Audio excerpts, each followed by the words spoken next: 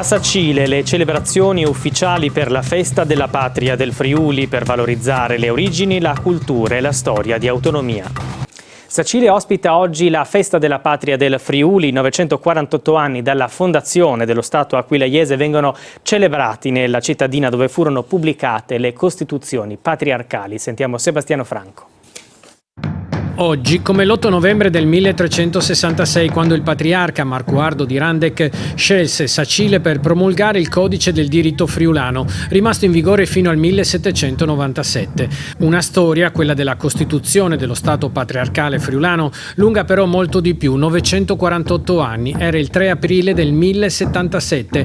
Celebrazioni istituzionali e religiose che l'Agenzia regionale per la lingua friulana estende con 200 eventi promossi da oltre 100 comuni nell'arco di tutto l'anno per rinsaldare un'identità e una tradizione che i giovani friulani vogliono portare avanti. Assolutamente sì, anche perché qui a Sacile sono state promulgate le Costituciones, che furono un documento antesignano di valori che poi abbiamo riscoperto e anche di diritti che abbiamo riscoperto solo secoli dopo, per cui i giovani possono capire la storia dell'Europa, che è iniziata anche in Friuli, o forse per alcuni versi soprattutto in Friuli, dove questi valori e questi diritti venivano sanciti in epoche che erano assolutamente inaspettate, per cui Sacile è assolutamente anche friulana, ma soprattutto ha saputo celebrare la patria del Friuli nel migliore dei modi. La bandiera del Friuli in testa al corteo che dalla Piazza del Popolo porta al Teatro Ruffo, dove Valentina Volpe Andreazza esegue l'inno del Friuli.